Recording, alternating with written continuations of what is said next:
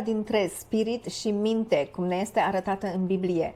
Avem 111 versete biblice care adresează acest subiect, deci vom intenționa să trecem peste ele destul de repede, astfel că nu toate vor fi discutate în mod detaliat. Primele versete se află în Geneza 41, versetele 7 și 8. Vom adresa doar unele părți ale versetelor. Și Faraon s-a trezit și iată a fost un vis și s-a întâmplat dimineața că duhul său era tulburat. Faraon s-a trezit. Este Faraon o ființă vie? Da. Deci această ființă vie are un spirit și acel spirit era tulburat. Ce înseamnă acest lucru?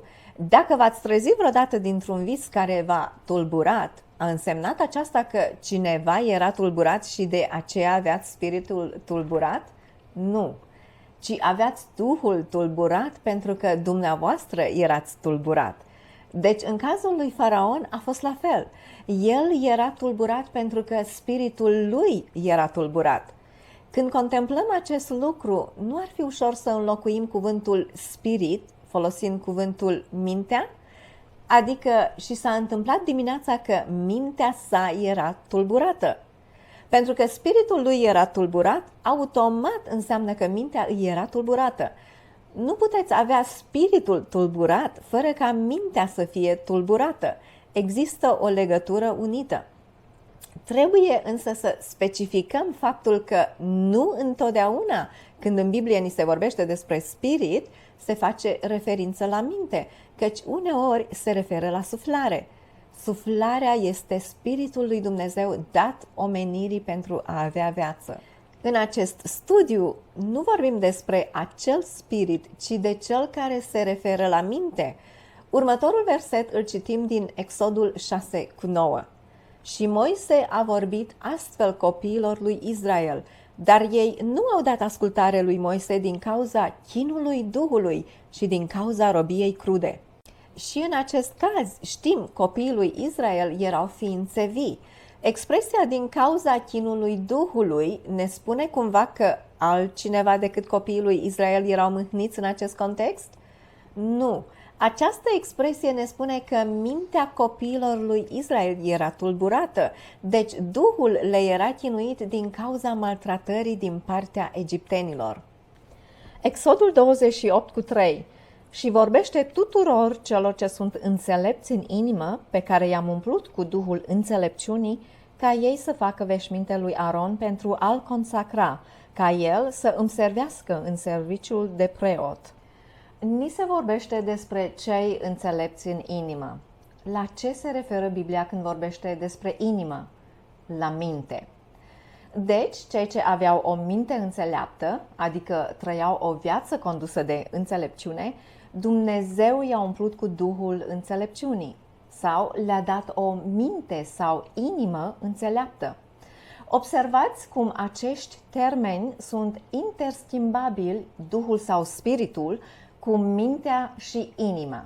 Să citim Exodul 31:3. Și l-am umplut, deci pe o ființă vie, cu Duhul lui Dumnezeu. Cum? În înțelepciune și în înțelegere și în cunoaștere și în orice fel de meșteșug. Dumnezeu umple o ființă reală, o persoană cu Duhul Său. Și care este efectul? Înțelepciune, înțelegere și cunoaștere. Adică ceea ce ține de mintea omului. Duhul lui Dumnezeu este mintea lui Dumnezeu. Când spun acest lucru, unii înțeleg că prin aceasta aș defini doar gândurile lui Dumnezeu. Într-un fel așa este, pentru că gândurile lui Dumnezeu au fost cele ce au produs cuvintele sale, care în final au creat prin Fiul Său și au adus în existență totul din nimic, cu excepția acelor cuvinte. Acele cuvinte au venit din mintea lui Dumnezeu.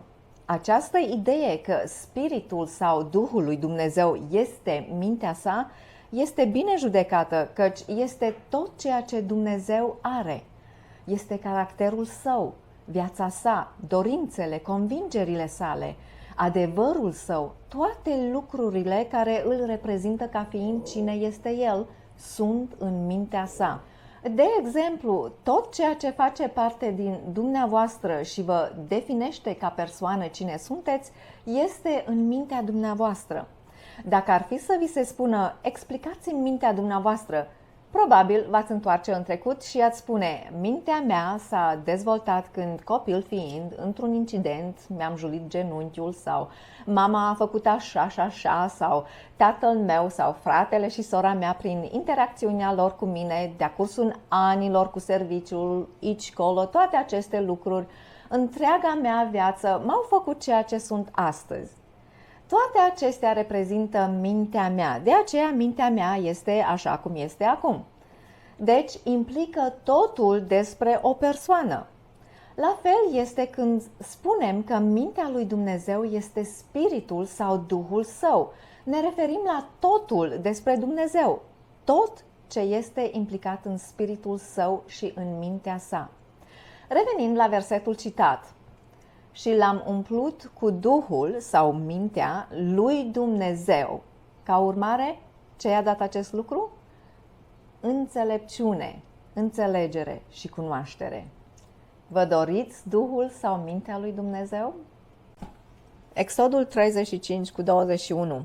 Și a venit fiecare om, iarăși vorbim despre ființe reale, a cărui inima poate fi înțeleasă ca fiind mintea, l-a stârnit și fiecare om pe care Duhul lui l-a făcut voitor, Duhul Tatălui l-a făcut voitor, și au adus ofranda Domnului pentru lucrarea tabernacolului întâlnirii și pentru tot serviciul lui și pentru veșmintele sfinte. Deci inima sau mintea le-a fost stârnită și Duhul le-a fost făcut voitor. Vedem aici cum inima și Duhul sunt similare. Știm că putem fi stârniți în minte, putem fi voitori în minte. Deci vedem legătura dintre spirit și minte. Să citim Numeri 5:14. Și Duhul geloziei vine asupra lui și este gelos pe soția sa și ea este pângărită. Sau dacă Duhul geloziei vine asupra lui și el este gelos pe soția sa, iar ea nu este pângărită, ce înseamnă Duhul geloziei? Ar însemna aceasta că altcineva ar fi gelos? Nu, înseamnă că el a fost gelos pentru că a venit asupra lui. Totuși, ce înseamnă acest lucru? Dacă Duhul geloziei vine asupra mea, înseamnă că piciorul mă doare? Nu. Înseamnă că mintea este afectată, este tulburată. Duhul geloziei afectează mintea acestei persoane din Scriptură. Deuteronom 2:30.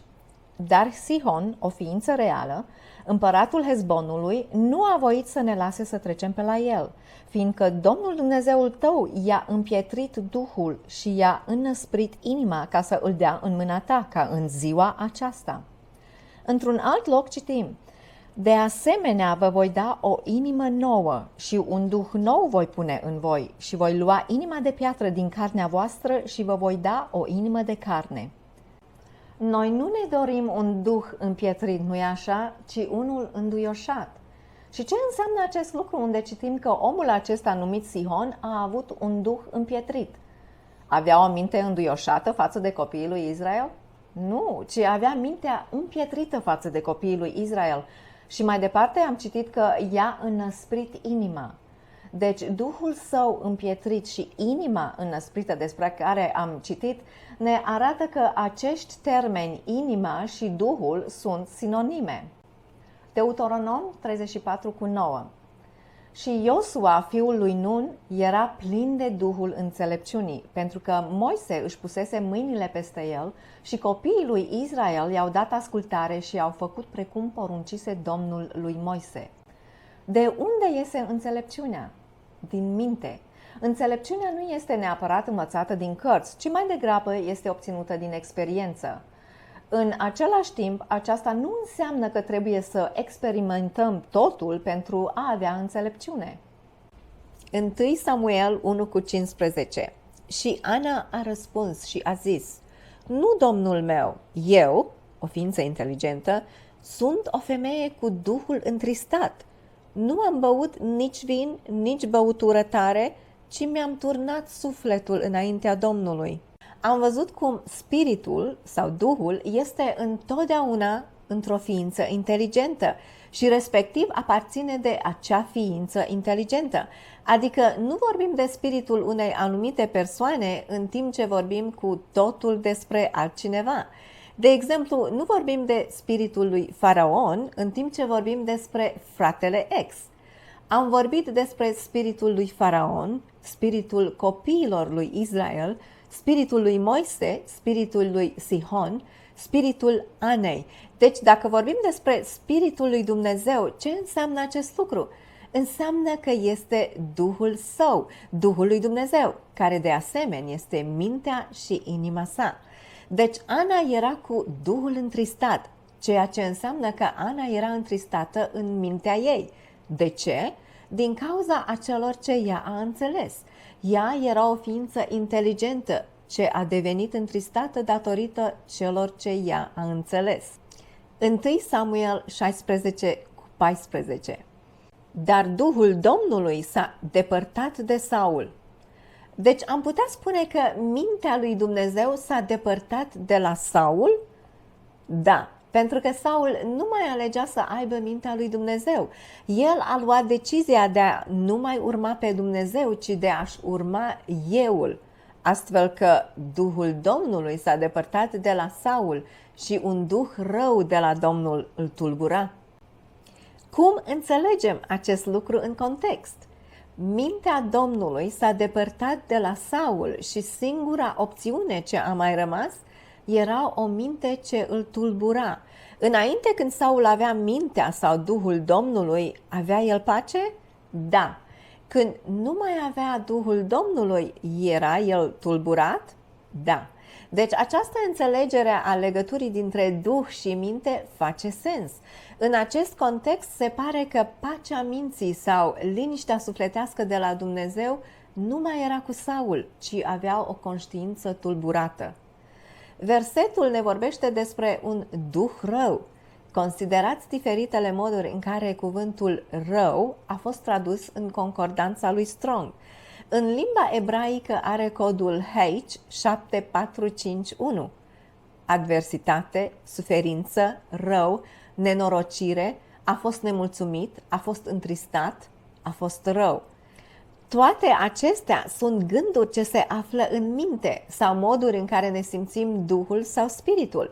Iar dacă Duhul Domnului s-a depărtat de la Saul pentru că nu a ales mintea Domnului, atunci bineînțeles că este întristat, este în suferință, se simte rău, tulburat, nenorocit sau greșit. 1 Cronici 5:26. Și Dumnezeul lui Israel a stârnit duhul lui Pul, împăratul Asiriei, și duhul lui Tilgat-Pilneser, împăratul Asiriei, și i-a dus. Puneți-vă întrebarea, ne vorbește Biblia vreodată despre spiritul florilor, spiritul norilor, spiritul apelor? Nu. De ce nu? Pentru că apa nu are o minte, florile nu au o minte, norii nu au o minte, pentru că aceste lucruri nu au un spirit sau duh, dar ființele inteligente au. În versetul pe care l-am citit, ni se spune că duhul lui Pul era stârnit și de asemenea și duhul lui Tilgat-Pilneser. Apropo, știați că sora Ellen White și-a numit câinele Tilgat-Pilneser și îl striga Tigru, ca să fie mai scurt. Întorcându-ne la acest verset, vedem cum ambii împărați menționați aveau un duh, pentru că erau ființe inteligente. Când se vorbește despre spiritul sau duhul oceanelor, spiritul pădurilor, spiritul copacilor, spiritul norilor, toate acestea sunt concepte de New Age. Sunt spiritism, panenteism, nu sunt biblice deloc. Când vorbim despre spirit, vorbim despre o persoană anume în care există acel spirit. Fie că este Dumnezeu, un înger sau dumneavoastră sau Pul sau Tilgat-Pilneser sau Faraon, adică acestea sunt ființe anume ce au o minte. Iar acea minte sau acel duh poate fi influențat înspre bine sau rău. Să citim Iov 21:4. Cât despre mine este plângerea mea către om? Și dacă ar fi așa, de ce să nu fie duhul meu tulburat? Duhul sau spiritul lui Iov poate fi tulburat sau, cu alte cuvinte, mintea sa poate fi tulburată dacă încrederea lui ar fi într-un om. Psalm 32:2. Binecuvântat este omul căruia Domnul nu îi impută nelegiuirea și în al cărui duh nu este viclenie. Deci, într-un duh poate să nu existe viclenie. Ați auzit despre acest cuvânt, viclenie, nu-i așa? Referitor la cei 144.000 din Apocalipsa 14, ni se spune: și în gura lor nu a fost găsită viclenie, fiindcă ei sunt ireproșabili înaintea tronului lui Dumnezeu. Știați că în limba greacă acest cuvânt poate însemna momeală? Momeală pentru pești, adică o înșelăciune, pentru că momeala ascunde cârligul și peștele vine, apucă de momeală neștiind de acel cârlig și este prins. Astfel, în Psalmul 32 ni se spune că în duhul omului nu este viclenie, în mintea omului nu este viclenie. Sau cu alte cuvinte, pentru că nu este viclenie în mintea omului, cuvintele care sunt rostite nu au vicleșug. Sau, după cum am citit în Apocalipsa, în gura lor nu a fost găsită viclenie. Chiar și versetul pe care l-am citit în Apocalipsa 14:5 are de-a face cu mintea omului, când declară că în gura celor 144.000 nu a fost găsită viclenie, căci toate cuvintele rostite vin din minte. Este uimitor faptul că Hristos este cuvântul lui Dumnezeu, pentru că știm, cuvintele vin din gânduri, ele nu doar apar de la sine. Astfel, Hristos este gândul lui Dumnezeu făcut să se audă înainte de întruparea sa și chiar în întruparea sa. Așa cum putem citi în cartea Hristos, Lumina Lumii de Ellen White. Venind să locuiască aici cu noi, Iisus avea să-L descopere pe Dumnezeu atât oamenilor cât și îngerilor. El era cuvântul lui Dumnezeu, gândul lui Dumnezeu făcut să se audă. Psalmul 51:12. Dă-mi iarăși bucuria salvării tale și susține-mă cu Duhul tău binevoitor, Duhul tău liber, conform traducerii King James Version. Ceea ce se întâmplă aici este faptul că David se roagă pentru a-i se oferi bucurie. Are bucuria un efect asupra mâinilor sau asupra coastelor, ori gleznelor omului sau asupra minții omului? Bineînțeles că are un efect asupra minții, deci rugămintea sa era pentru înnoirea Duhului său, așa cum de fapt și spune Psalmul 51 de la versetul 10 până la 12. Psalmistul vorbește despre bucuria salvării tale și Duhul tău liber. Cineva cu un duh ce nu este liber poate avea bucurie? Nu.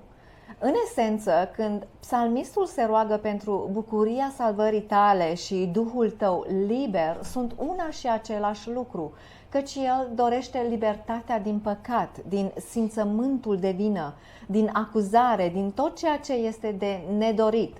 Același lucru dorea Dumnezeu să împlinească și pentru Saul. Atâta vreme cât încă mai era în viață, îl mai atingea cu gândul: Saule, nu ești corect. Așa cum am citit mai devreme, i-a dat un duh rău de la Domnul ce îl tulbura, un duh ce era neplăcut lui Saul. Același lucru se întâmpla aici cu David, îi lipsea acea bucurie. De aceea s-a rugat: dă-mi iarăși bucuria salvării tale și susține-mă cu Duhul tău binevoitor sau Duhul tău liber, traducerea King James Version. Psalmul 77:3. Mi-am amintit de Dumnezeu și am fost tulburat. M-am plâns și Duhul meu a fost copleșit. Selah. Observați cum și-a amintit cu mintea și Duhul i-a fost copleșit. Din nou vedem acea legătură între minte și Duh. Psalmul 106:33. Deoarece i-au provocat Duhul, astfel că a vorbit nechibzuit cu buzele sale. Iată cuvinte nechibzuite rostite dintr-un duh provocat. Duhul lui Moise a fost nervos în acel moment. Duhul său era tulburat, nu era liber și bucuros, cum am citit mai devreme. Ni se spune: deoarece i-au provocat Duhul, astfel că a vorbit nechibzuit cu buzele sale. Deci, dacă avem Duhul sau mintea provocată, este bine să vorbim? Mai degrabă ar fi bine să fim tăcuți, să ne calmăm, să ne rugăm lui Dumnezeu înainte de a rosti ceva. Psalmul 142:3. Când Duhul meu a fost copleșit înăuntrul meu, atunci ai cunoscut cărarea mea. În calea pe care am umblat, ei au pus pe ascuns o capcană pentru mine. Din nou se face referire la Duhul unei ființe inteligente. Duhul meu, înăuntrul meu. Psalmul 143:4. De aceea este Duhul meu copleșit, înăuntrul meu. Inima îmi este pustie în mine. Iarăși, o ființă inteligentă are mintea copleșită. Putem fi copleșiți din punct de vedere fizic dacă muncim prea mult. Putem deveni copleșiți fizic, dar aici este vorba despre o copleșire a spiritului. Inima sau mintea este pustie. Proverbe 18:14. Duhul unui om îi va sprijini neputința, dar cine poate purta un duh hrănit? Duhul unui om îl va sprijini. Ce înseamnă acest lucru? Îmi amintește de acel verset biblic din Apocalipsa 14:12 care spune: aici este răbdarea sfinților. Vine o vreme grea când toată lumea se închină fiarei și chipului ei în loc să se închine Tatălui și chipului său. Va fi foarte dificil și vom avea nevoie de acea rezistență sau răbdarea despre care ne vorbește Apocalipsa 14:12. Aceeași idee ni se prezintă aici în Proverbe 18:14.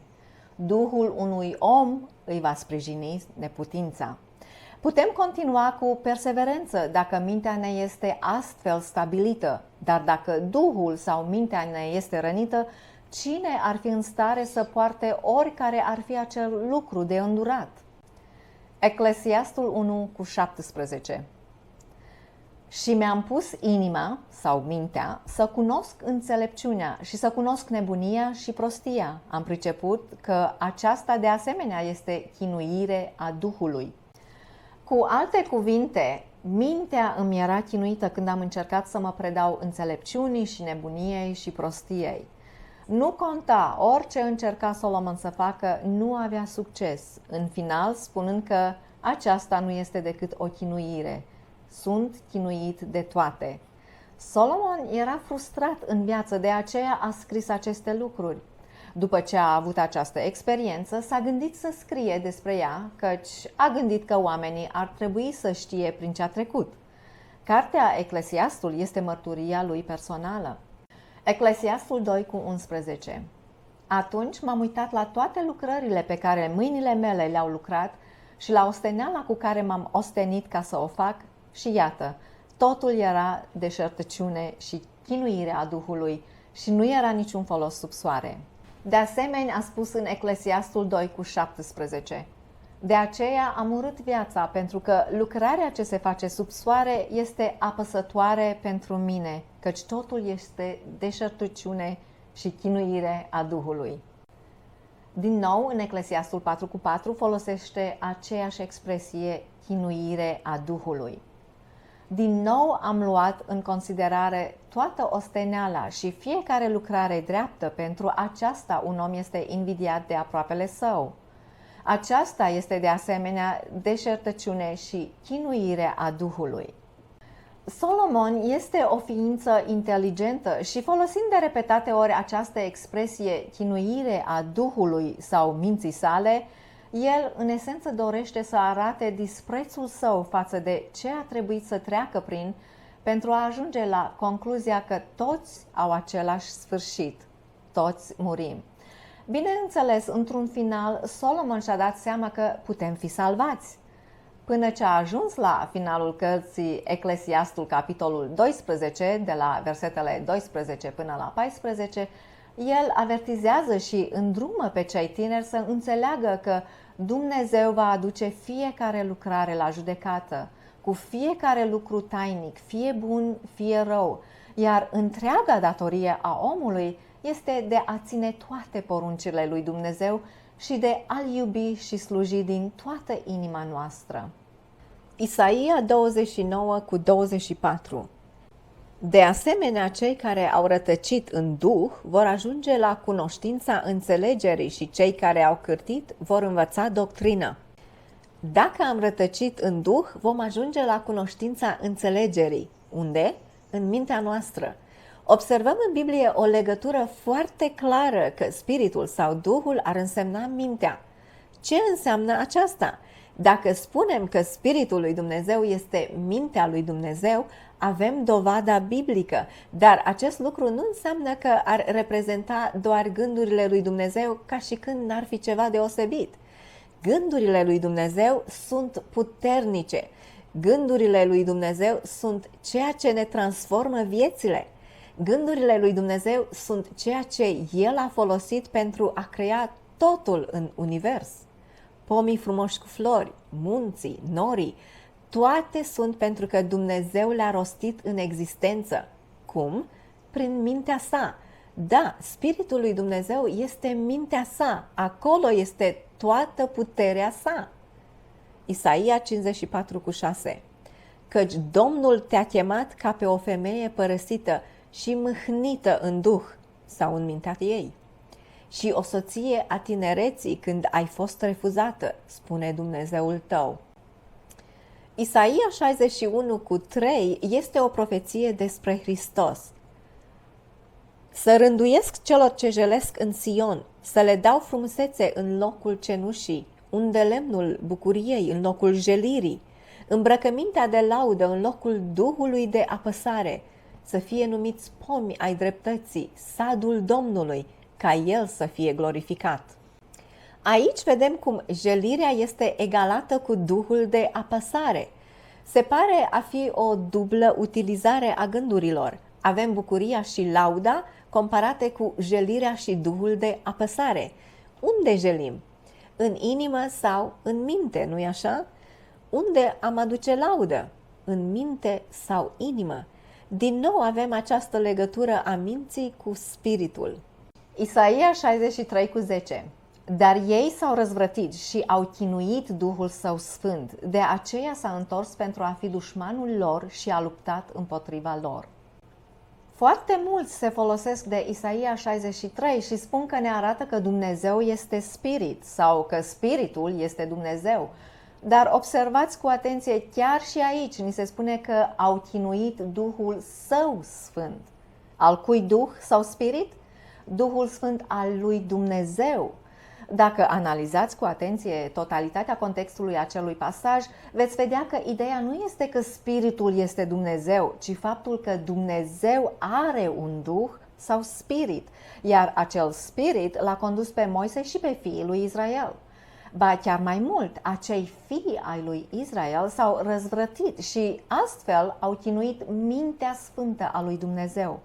Mintea sfântă a lui Dumnezeu era chinuită. De ce?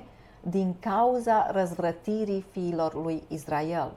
De aceea Dumnezeu uneori aduce judecată, pentru că spiritul sau mintea sa este chinuită din cauza răzvrătirii noastre. Uitați-vă la istoria fiilor lui Israel. Nu au fost ei pedepsiți din cauza chinului pe care l-au provocat în mintea lui Dumnezeu? Bineînțeles că au fost pedepsiți, astfel fiind corectați, educați, cum un părinte iubitor face cu copiii săi.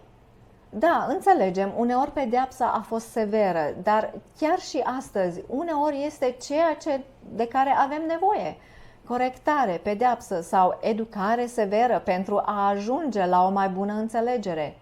Având acele experiențe din trecut, să fim mai înțelepți în viitor, să nu mai repetăm aceleași fapte pentru că știm ce produc. Isaia 65:14. Iată, servitorii mei vor cânta de bucuria inimii sau minții, dar voi veți plânge de tristețea inimii sau minții și veți urla de chinuirea Duhului. Din nou vedem aceeași noțiune atât de frumoasă prezentată aici, cum că atunci când vorbim despre Duhul sau Spiritul lui Dumnezeu, noi de fapt vorbim despre mintea lui Dumnezeu. De aceea, pentru noi are o valoare deosebită versetul din Filipeni 2:5, care spune: lăsați să fie în voi această minte, care era și în Hristos Iisus. Ce fel de minte a avut Iisus? A avut El o minte sfântă? A avut el o minte ce dorea să fie supusă voinței Tatălui Ceresc 100%? A avut el mintea să-i ajute pe cei în nevoie? A avut el o minte ce dorea să binecuvinteze și să învețe pe alții cu adevărul? A avut el o minte ce era liniștită și veselă chiar și în mijlocul încercărilor și a suferințelor? Aceasta este mintea pe care Dumnezeu dorește ca noi să o avem, cea care era în Fiul Său. Ce este acest lucru? Acesta este Duhul Său, Spiritul Sfânt. Noi ne dorim să avem această minte, să fim părtași de acest spirit. Dorim ca toți să înțeleagă că aceasta este o noțiune biblică. De a avea mintea lui Dumnezeu în noi înseamnă a avea Spiritul lui Dumnezeu în noi. Nici de cum nu este o a treia ființă ce vine și ne umple într-un mod misterios și astfel l-am avea pe Dumnezeu în noi. Este o alegere de a avea aceeași minte pe care o are Dumnezeu. Este prin cuvântul Său că suntem învățați despre acea minte. Este prin influența Spiritului Său, ce ne este dată de agenții Săi, din cadrul agenției Spiritului Sfânt. Aici sunt incluși oameni, cuvintele inspirate, de exemplu Biblia, natura, uneori include instituții, îngeri, dumneavoastră. Este o deosebită binecuvântare de a ști că mintea, inima și Duhul sunt termeni sinonimi în Biblie, pentru că putem avea inima lui Dumnezeu, putem avea mintea lui Dumnezeu, putem avea Spiritul lui Dumnezeu în noi. De aceea ni se spune: lăsați să fie în voi această minte care era și în Hristos Iisus. Ezechiel 18:31. Lepădați de la voi toate fără de legile voastre prin care ați încălcat legea și faceți-vă o inimă nouă și un duh nou. Termen sinonim făcând referire la partea emoțională și intelectuală. Căci de ce să muriți, casă a lui Israel? Și aici Dumnezeu vorbește cu ființe inteligente. Ezechiel 36:26. De asemenea, vă voi da o inimă nouă și un duh nou voi pune în voi și voi lua inima de piatră din carnea voastră și vă voi da o inimă de carne. Aici este vorba despre o convertire, o transformare. Aceasta este în esență devenirea cuiva într-un creștin. Ce anume este aceasta? Ni se dăruiește o minte nouă. Mintea veche se duce și iată că toate lucrurile s-au făcut noi, iar acum avem o minte care de asemenea a fost în Hristos Iisus. Este o minte nouă, proaspătă, frumoasă, curată, pură cu intenții noi, aspirații noi, direcții noi, convingeri noi, abilități noi de a îndura, cu mai multă înțelepciune, mai multă pace, mai multă bucurie, nu-i așa? Aceasta ne dorim, mintea lui Dumnezeu. Daniel 2:1. Și în anul al doilea al domniei lui Nebucadnețar a visat vise prin care Duhul altcuiva s-a tulburat. Nu! Duhul i s-a tulburat și somnul i-a fugit. Era Duhul împăratului ceea ce s-a tulburat. Mintea sa era tulburată din cauza celor ce își amintea cu privire la visul pe care l-a avut. El nu mai putea dormi din cauza acestui vis, căci mintea sau Duhul era tulburat. Vedem aceeași idee în următoarele versete. Daniel 2:3. Și împăratul le-a spus: am visat un vis și Duhul meu a fost tulburat pentru a cunoaște visul. Daniel 7:15. Eu, Daniel, am fost întristat în Duhul meu, în mijlocul trupului meu și viziunile capului meu m-au tulburat. Să continuăm cu Osea 4:12. Poporul meu cere sfat de la trunchiurile lor, cu alte cuvinte, de la idolii lor, și toiagul lor le vestește, fiindcă Duhul curviilor i-a făcut să rătăcească și curvind s-au îndepărtat de sub Dumnezeul lor. Aceștia sunt ființe inteligente ce au Duhul curviilor. Aceasta nu este mintea lui Hristos, este Duhul altcuiva. Există doar două duhuri în lume, Duhul lui Hristos și Duhul sau Spiritul lui Antichrist. Doar atât. Hagai 1:14.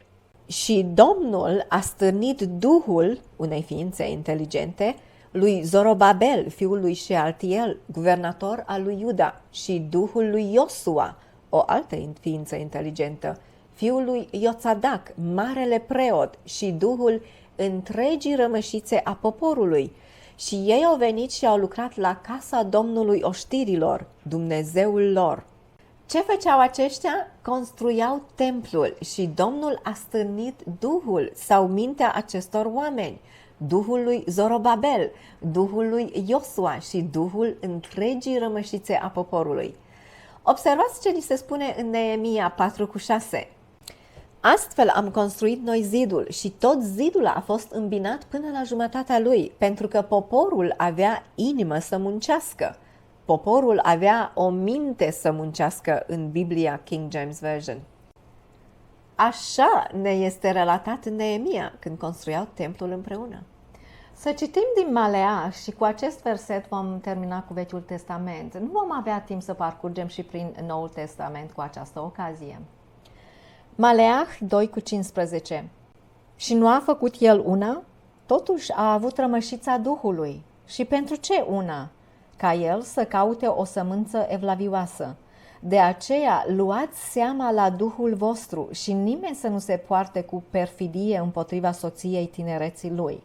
Avem un sfat bun aici. Dacă trebuie să luăm seama la Duhul nostru, atunci nu ne purtăm cu perfidie împotriva soțiilor noastre sau împotriva soților noștri sau prieteni sau colegi de muncă. Luați seama la Duhul vostru, cu alte cuvinte înseamnă luați seama la mintea voastră. Fiți conștienți de ceea ce se întâmplă în minte. Nimeni altcineva nu știe ce este în mintea omului decât Duhul omului care este în el. Deci dacă luăm aminte la ceea ce se întâmplă în mintea noastră, nu ne vom purta cu atâta perfidie împotriva celor din jurul nostru. Aceeași idee continuă în Maleah 2:16. Căci Domnul, Dumnezeul lui Israel, spune că urăște divorțul, fiindcă omul acoperă violență cu haina lui, spune Domnul oștirilor. De aceea luați seama la Duhul vostru, să nu vă purtați cu perfidie. Revenim la câțiva psalmi. Psalm 51:11. Nu mă lepăda din prezența ta și nu lua Duhul tău sfânt de la mine. S-a îndepărtat Duhul Domnului de la Saul? Da, așa am aflat din Scripturi. Ce spune psalmistul aici? Nu mă lepăda din prezența ta. Ce este prezența sa conform acestei Scripturi? Nu lua Duhul tău sfânt de la mine. Putem înțelege că pentru noi mintea lui Dumnezeu este ca și prezența sa cu noi. Într-adevăr, este mintea lui Dumnezeu, așa cum am mai citit. Lăsați să fie în voi această minte care era și în Hristos Iisus. În schimb, observați că nu ni se spune lăsați să fie în voi această minte care era mintea lui Hristos. Pare similar, dar nu este același lucru cu lăsați să fie în voi această minte care era și în Hristos Iisus. Ce minte este aceasta? Este mintea Tatălui. Deci când citim nu mă lepăda din prezența ta și nu lua Duhul tău sfânt de la mine, credem că putem avea prezența reală a lui Dumnezeu prin primirea minții sale, pentru că este într-adevăr mintea sa.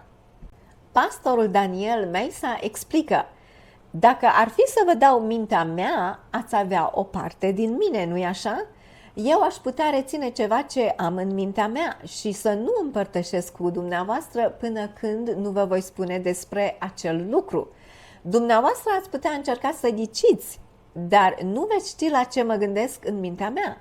Mă gândesc la o pereche de pantofi movi. N-ați fi ghicit niciodată. Am împărtășit cu dumneavoastră și știind ce este în mintea mea, acum aveți mintea mea. Dacă eu v-aș da toată mintea mea, ați avea prezența mea, ceea ce este mintea mea. La fel înțelegem că prezența lui Dumnezeu este mintea lui Dumnezeu. Acesta este modul real în care El locuiește cu noi. Astfel sunt și îngerii capabili de a ne aduce influența acelei minți, Duhul sau Spiritul, pentru că ei primesc instrucțiuni de la Domnul. Puteți citi despre acest lucru în cartea Scrieri timpurii, pagina 39. Îl vom citi. Am văzut dragostea plină de compasiune pe care o are Dumnezeu pentru poporul său și aceasta este foarte mare. Am văzut îngeri deasupra sfinților cu aripile întinse în jurul acestora.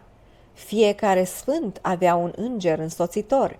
Dacă sfinții plângeau loviți de descurajare sau erau în primejdie, îngerii care îi însoțeau necurmat zburau repede sus pentru a duce aceste vești, iar îngerii din cetate înceteau să cânte.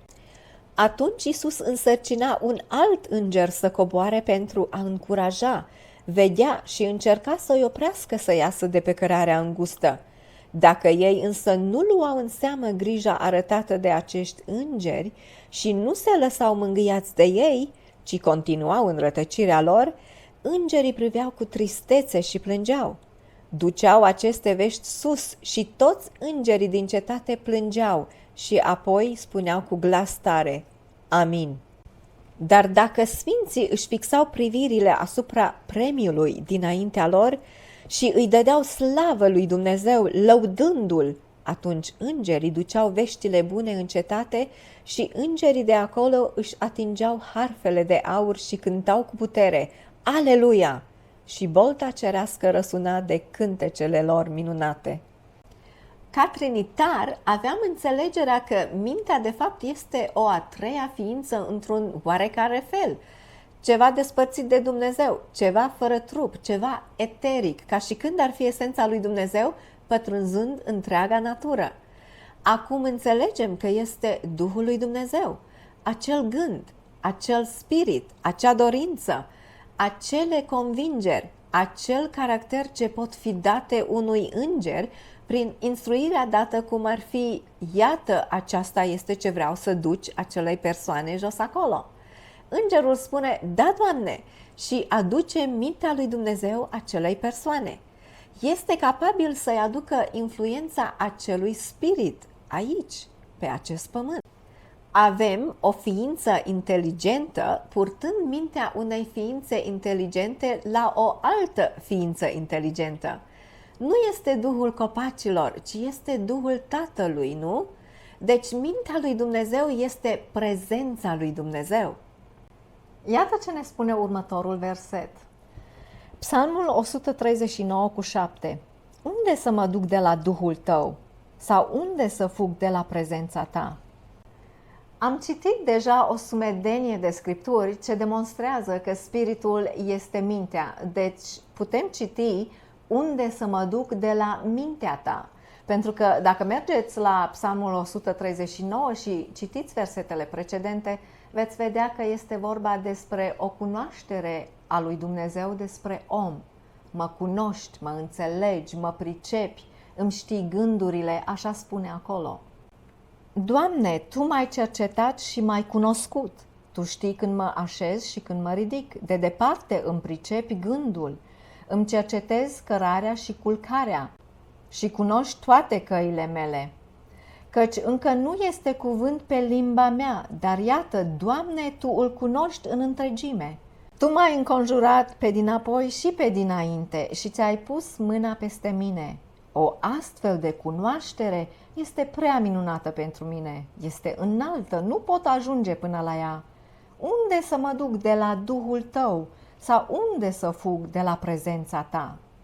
Deci mintea lui Dumnezeu este prezența lui Dumnezeu și astfel puteți trăi viața lui Hristos din nou pe acest pământ, având mintea sa în dumneavoastră.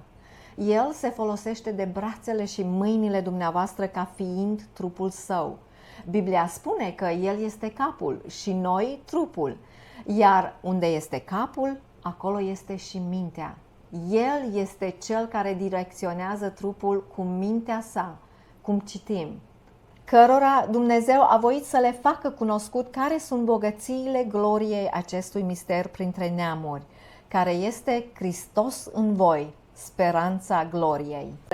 Amin.